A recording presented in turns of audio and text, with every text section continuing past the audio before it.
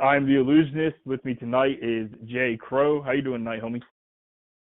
Hi, man. Hey, man. I'm doing good. Living. Can't complain too much. I know you just had a show or a couple shows this past week. How did they go?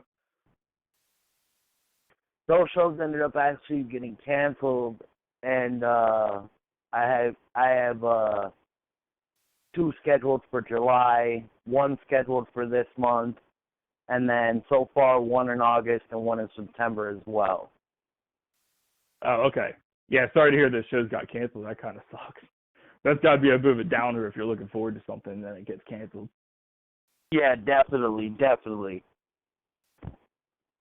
But your upcoming shows, those should be dope. So at least you have that to look forward to going on in the future. Yeah, definitely. We got IP, Insane Poetry, July 7th and 8th. The 7th is in Round Lake, Illinois, at the Fairfield Tap. And the 8th is in South Milwaukee, Wisconsin, at the Brewtown Pub and Grill. All right, so anybody that's in Illinois or Wisconsin, be sure to come out and check out JCrow. I know he'll put on a dope show. So, oh yeah, how's life definitely treating you, man? Like, what's been going on? Got any new albums in progress or anything like that? I just wrapped up on my first official release. I just wrapped up the recording process. I'm going to be sending it out to be mastered and pressed very soon here. The release date is still pending, but we're shooting for the second weekend in August. Awesome. Yeah, I'll definitely be sure to cop that when I get it. Whatever that comes out, I'll be sure to grab myself a copy. So where did you come up with the Crow part of your name? You probably hear that all the time, but what made you decide to go with the Crow? Yeah, it definitely was influenced by the movie The Crow. In middle school, I used to wear the long trench coat. And everyone just started calling me, Johnny Crow. So that's awesome. My first name is Johnny, so they just threw the Crow on there, and it just stuck with me over the years, forever and ever and ever. You still wear the trench coat? I wear a form of a trench coat. Yes, I do. That's pretty cool. That's one of my favorite movies, so I'm all about that movie too. Yeah, it's definitely one of my personal favorites too. Yeah, I've loved that movie probably since I was in high school as well, ever since I first saw it. I think I still have it on DVD now. You probably just made me want to watch it again, bro. I'll probably end up doing that sometime over the next few days. Like, yeah, I gotta watch this again. Right. Actually, in high school, when I used to paint my face before I started being original with it, it was usually either the Crow or it was Gene Simmons from Kiss. That's what I did in high school. Nice. Love the Kiss so it was kind of cool. Dude. Love the Kiss reference. Yeah, it was definitely cool for me because once I heard the Crow in the name, I was like, I wonder if he got that from that movie because it's something that stands out. Right. Pretty cool. I can see you doing that too. Start bringing like crows with you on stage during the tour and just like letting them loose. Instead of doves, we'll release flocks of crows, murders of crows.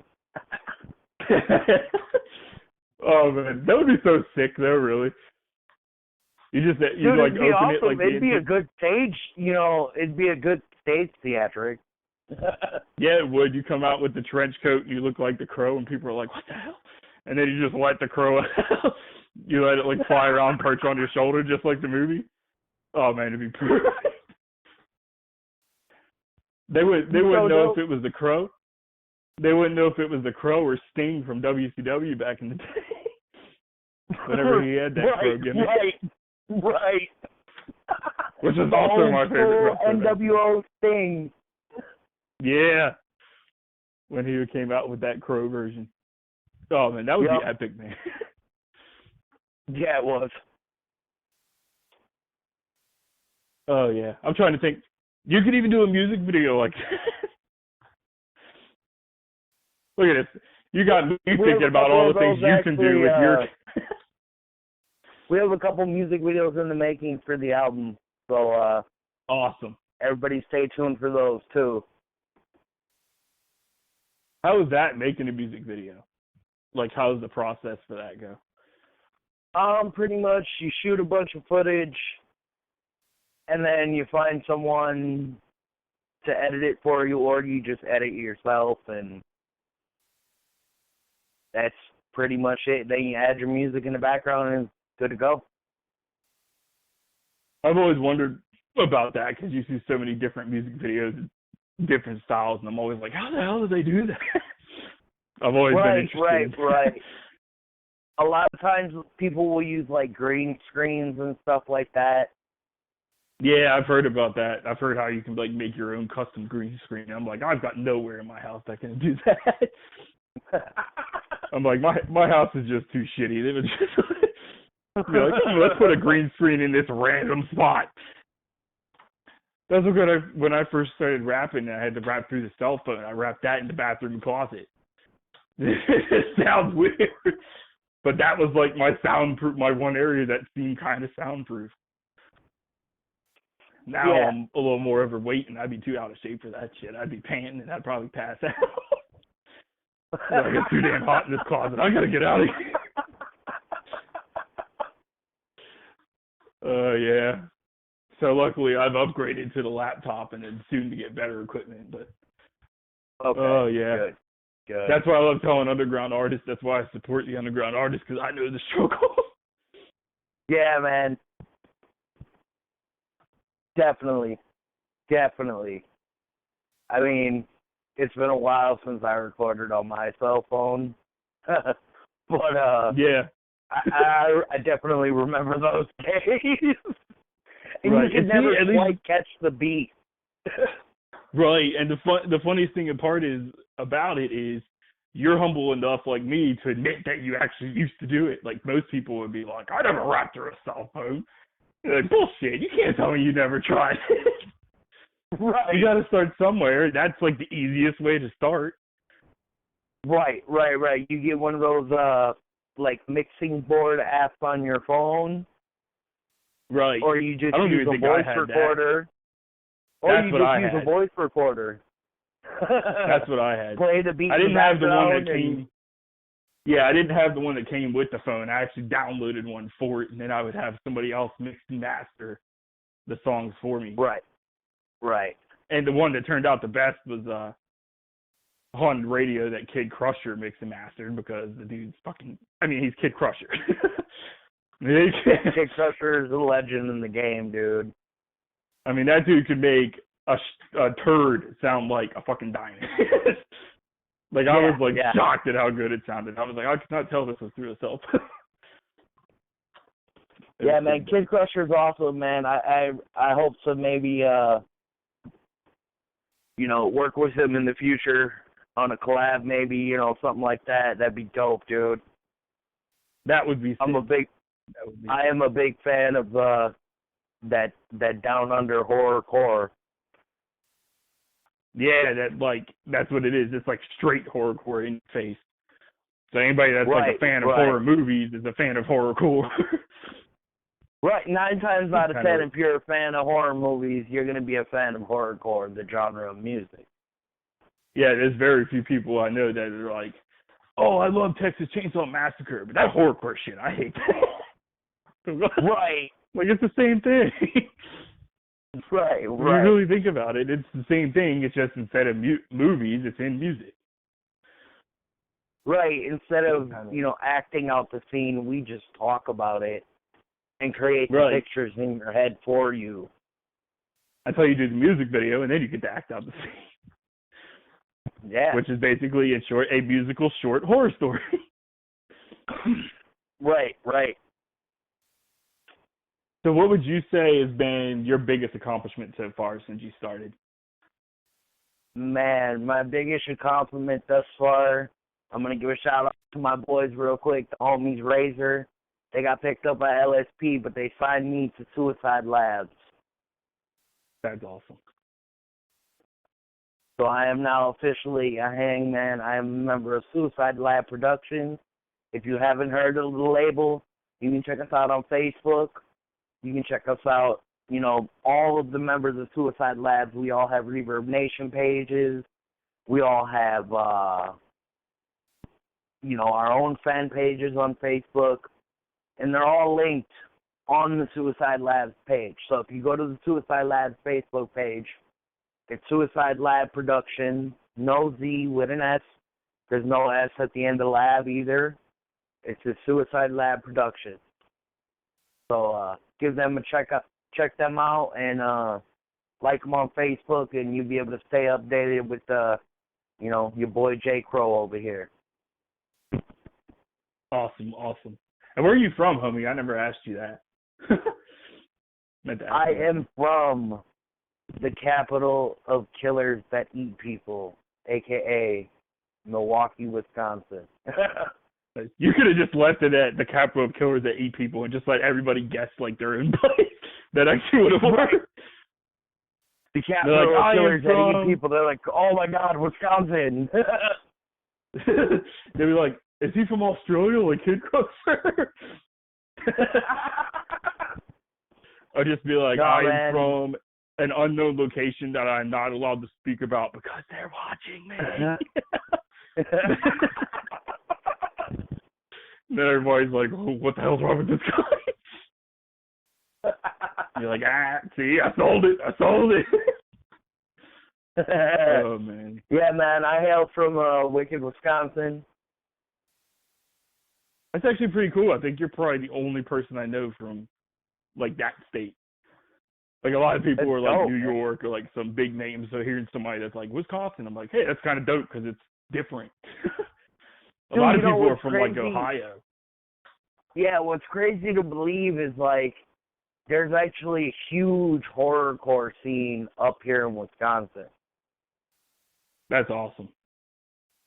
Yeah. I'm still trying to find the one in Pennsylvania. Like, there's a lot of artists in Pennsylvania, but yeah, there's a lot of artists, but I don't know a lot of horrorcore style artists. Yeah, I don't think I've ever heard of one either. I mean, aside from my homeboy who used to rap Bogus Trizzy,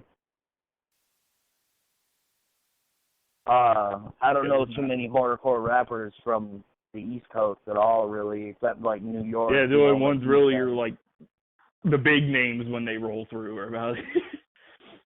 Right. Like the big labels. Like I know. Baby Suicide. I know some cats from like New York, and like that's really about it. Saying. That's exactly what I was saying. It's like everybody's usually from New York. Yeah. Like a lot of the people I talk to are usually New York or Ohio. Is usually the two I get most often. Okay.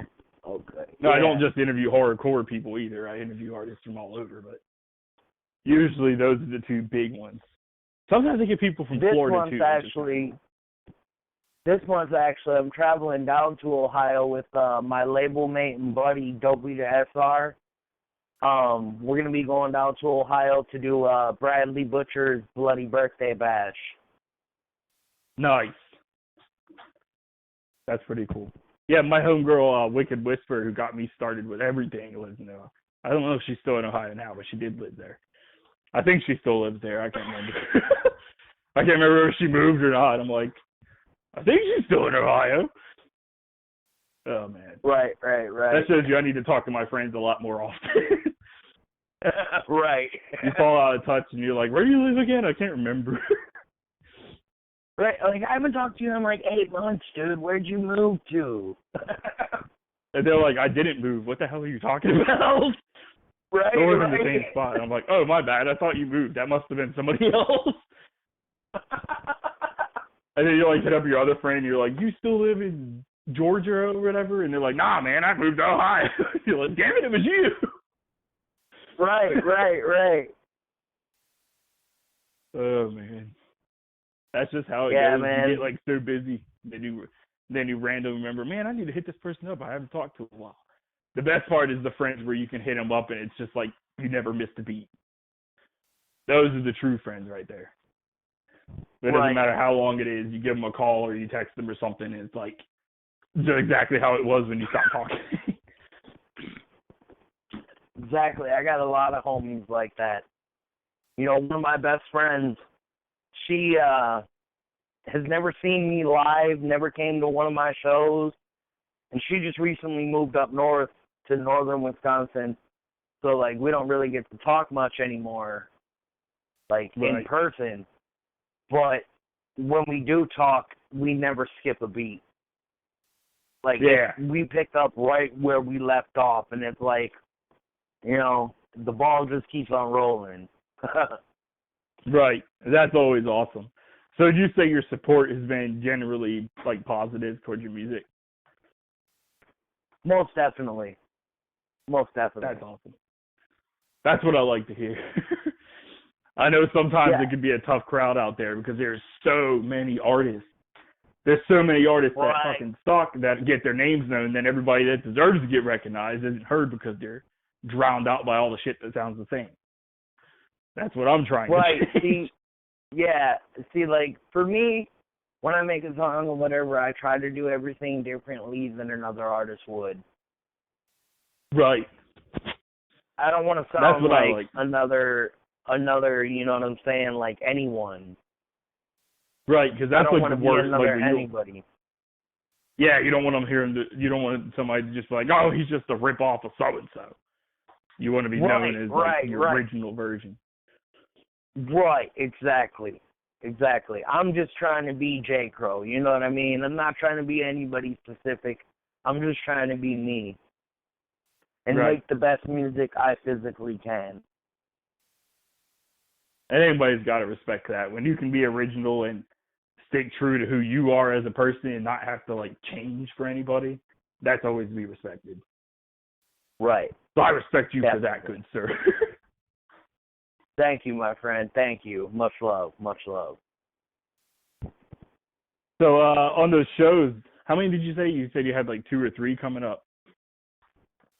We got 1 this month, 3 next month. Oh, pardon me. Yeah, 3 next month. 1 in August so far, and 1 in September so far. But hopefully we'll have a couple more around then too. That's pretty dope. What are you most looking forward to about those?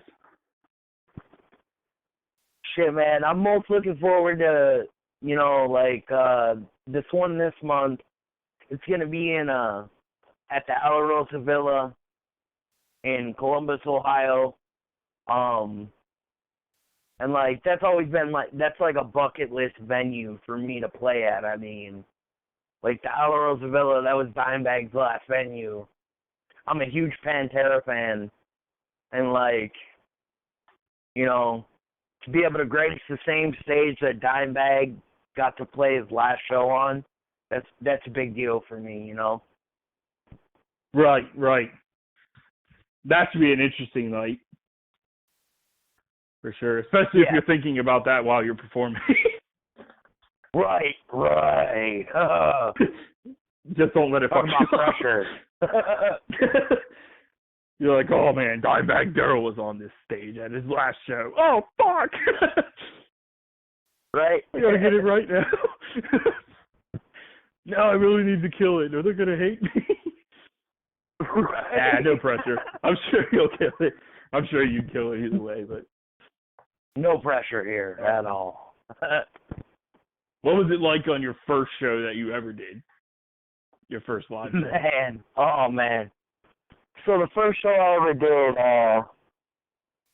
was at a very, very underground venue. It was pretty much just a warehouse that a friend owned, and we turned it into a venue.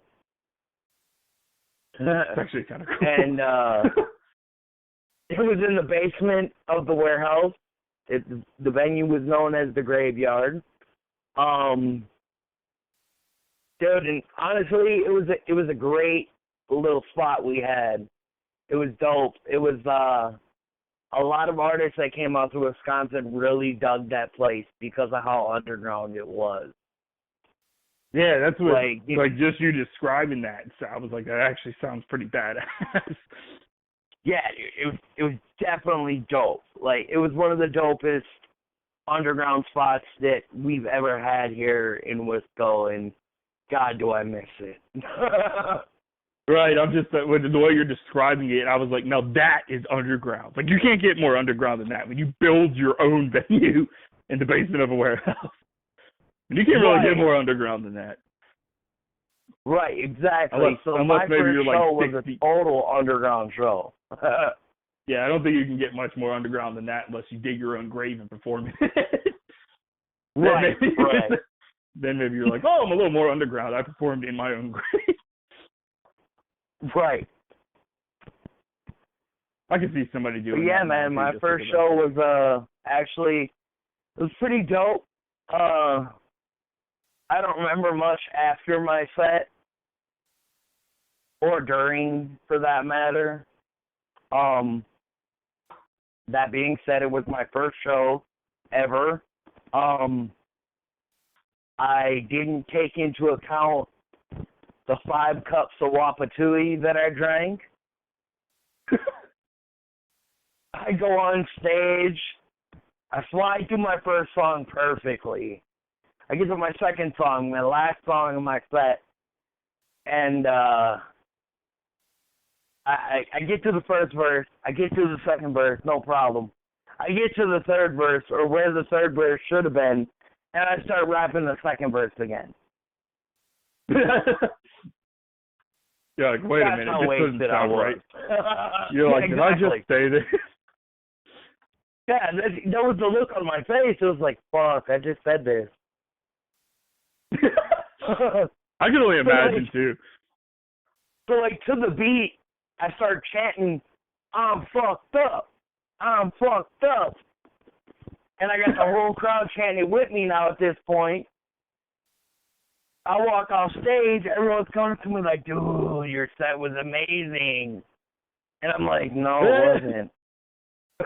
Yeah, to you it wasn't, but to them, they still loved it. So you're like, well, at least I made it through. Right. It was like a bittersweet feeling. It was like, yeah, thank you, but no. Yeah, you're like, it didn't hurt me the way I thought I would think it would, because we still loved it. But at the same time, you're kicking yourself because you screwed it up. But if nobody notices, that just makes it better. Yeah, no one noticed. Thankfully. No one's going to notice until they hear this show. I was going to say, that could either make it better or worse when you're really thinking about it, because you're like, well, they didn't notice, that's awesome because they loved it. Or you think about it like, they didn't notice, so does that mean they weren't paying attention? So you could almost look at it both ways. You're like, that's why it's kind of like bittersweet, Yeah, because you're like, maybe they didn't know. Yeah, because it's like they didn't notice because they were having so much fun, or they didn't notice because they weren't paying attention to what you were saying. As an artist, you always want to pay attention, but right. Oh, man. Sorry for that asshole comment. No, it's all the way good, it sounds like because it was all fun, like they were just having so much fun, you were so hyped that they didn't pick up on it, which is dope. Right. Yeah, it was definitely a dope little underground spot and dope show, and man, dude, like I said, I missed that little spot, man. It was dope. So I take it that spot's not around anymore. That's unfortunate. Yeah, it's very unfortunate, dude. Like, because I was gonna say it could be like a surprise show return to that spot or something would be dope. Yeah, I mean, I'd be all for that. I don't know about, anyone else, but I'd be all for it. Right. Or like you think about like when you blow up, and obviously I think you will because I think your music's dope. But like when you blow up and then you do like a secret show. You do a secret show in a spot like that. That gives you those memories and brings that fucking aspect to your career back. Right. It'd be like the coolest thing. And then you could have those people that remember your first show and they're like, oh man, I was there at your first show and now you're back, and that's how you really like connect with people. Keep that in mind. Yeah, you know. Yeah, I definitely will, man. It would definitely be dope for sure. For all right, sure, homie. I know sure. we only got a few more minutes. If I didn't stop talking now, I'd probably talk all night, and then my wife would be like, "Are you done yet? You've been talking all night."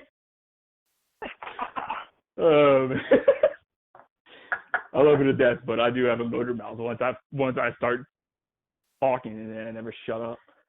I think I did that last week when I was supposed to be on Fago Lovers, and he was like asking me a question. Yeah, I just kind of rambled on. I was like, "Oh wait, my bad. This is always supposed to be like 7 minutes, and it's like 15." I'm just like, "My bad, man. It's just once I start talking, I never shut up." All right, homie. I want to thank you for coming on Masters of the Underground. I'm going to let you do some shout-outs. Throw those links out again for people to find out where they can find out more about JCrow, your music, and all that stuff for the listeners. All right, for sure. First, I'm going to start off with my shout-outs, then we'll get to the links. All right, my shout-outs. First off, I want to thank first and foremost everyone that's listening to this podcast right here. Second off, I want to thank my homies Razor for believing in me, signing me. You know, I want to thank Suicide Lab Productions as a whole, you know, group, family, everything. Shout out to Higher Power. Those dudes are on the coming up, man. They're from Wisconsin. Shout out to Higher Power. Riddles of Higher Power. That's my boy. Eli, that's my boy. Shout out to Damian Quinn. Representing Kenosha, Wisconsin. Shout out to my homegirl Liz, my big sister 8 Monkey. Shout out to 8 Monkey, the one and only 8 Monkey. Shout out to her. I know she'll be listening to this later on. And as far as links go, you can find anything related to me on ReverbNation.com/JCrow8. All lowercase letters and the number 8. You can find anything about Suicide Lab Productions on Facebook.com/Suicide Lab Productions. You can find my artist page there, as well as all my label mates artist pages there. Make sure you go give them a like. Tell them JCrow sent you. Awesome. Thanks again for coming on, homie. Maybe after you hit those shows, we could have you on again so you can talk about how the shows went. Definitely. Most all right, definitely, homie. I Thanks will a lot. definitely be returning. Awesome. Thank you for coming on again, homie. We'll talk to you soon. All right, man.